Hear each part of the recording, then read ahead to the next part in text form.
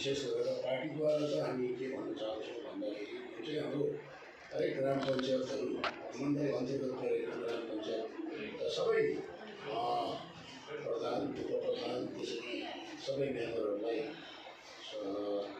हामी भारतीय जनता पार्टीको तर्फबाट उहाँहरूलाई हार्दिक शुभकामना अनि बधाई हामी दिन चाहन्छौँ र सङ्घमा ग्रामीण क्षेत्रको ग्राम पञ्चायत एउटा सरकार हो।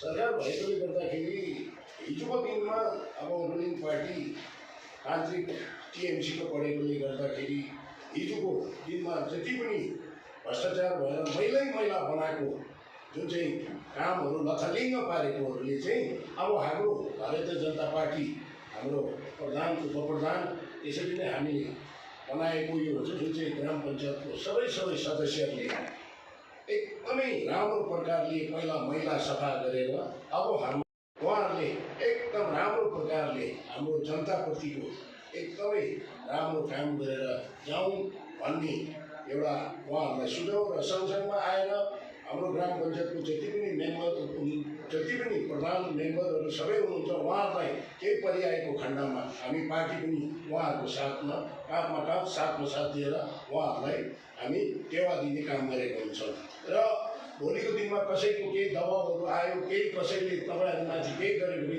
सिधै हामीसँग सम्पर्क गरेर दिनुहोस्। पार्टी तपाईँहरू पछाडि छ।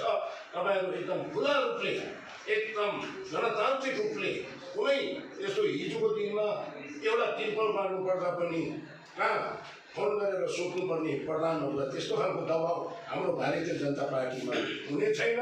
सबका साथ सबका विकास र यही भन्दै मेरो 2 शब्द यही अन्त गर्दैछु। भारत माता की जय।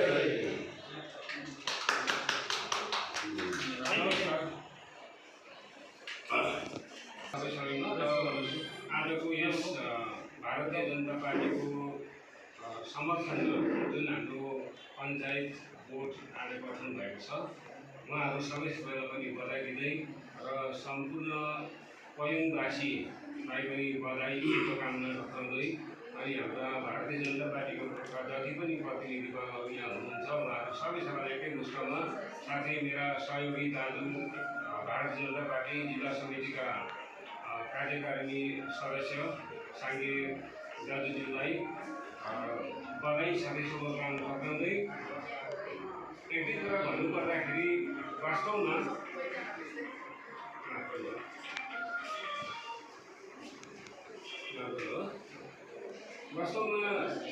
कन्स्टिट्युसनल प्रिएम्बलले के भन्छ भने यो पञ्चायत व्यवस्था चाहिँ कुनै पनि राजनीतिक पार्टीको हुँदैन।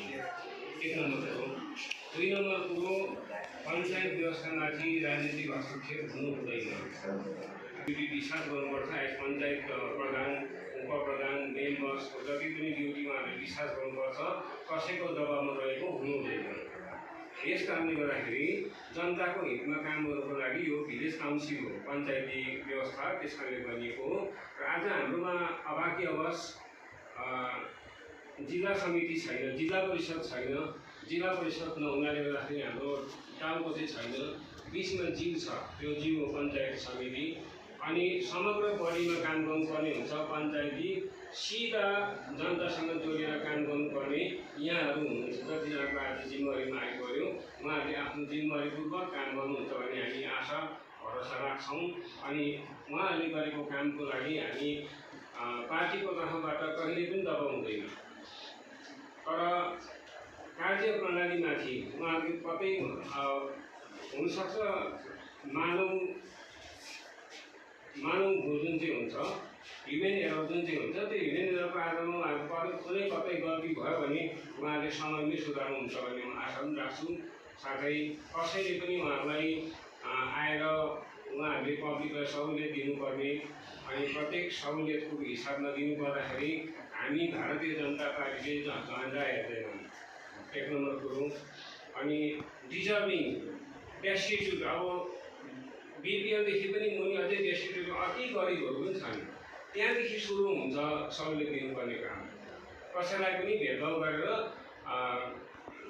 तपाईँको नेपोटिजम भाइ भतिजावादको हैसियतले उहाँले काम गर्नु, त्यही प्रतिश्रुतिअनुसार उहाँहरूले हामीले पनि त्यही प्रतिश्रुति उहाँलाई दिएका छौँ र उहाँहरूले जुन चाहिँ आफ्नो जिम्मेवारीपूर्वक काम गर्नुहुन्छ त्यसको लागि हामी सम्पूर्ण रूपले उहाँहरूमाथि भरोसा राख्छौँ र जनताको काम उहाँहरूले गर्नुको लागि उहाँहरूले म्यान्डेट पाउनु पनि भएको हो र उहाँहरूसँग जुन जनाधार छ त्यो जनाधारलाई कदर गरेर उहाँहरूले काम गर्नुहुन्छ। सबैजना एकदमै शिक्षित हुनुहुन्छ र यसलाई धेरै लामो भन्नु केही छैन, तर यति नै हो।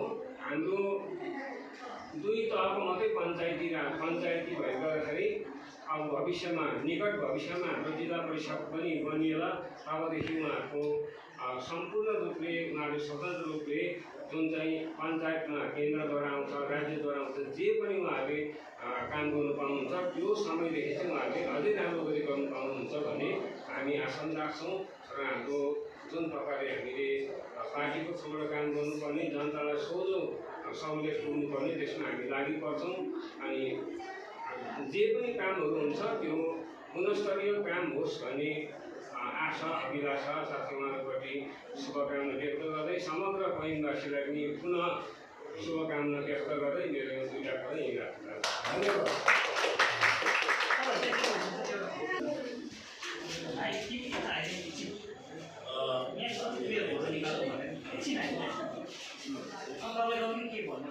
सबैलाई म एउटा मण्डल दलत सन्तुक मण्डलको हैसियतमा है तपाईँहरूलाई बधाई दिँदै र हाम्रो जो पनि यहाँ मण्डल सबैलाई म एउटा मण्डल दलत सन्तुक मण्डलको हैसियतमा है तपाईँहरूलाई बधाई दिँदै र हाम्रो जो पनि यहाँ मण्डल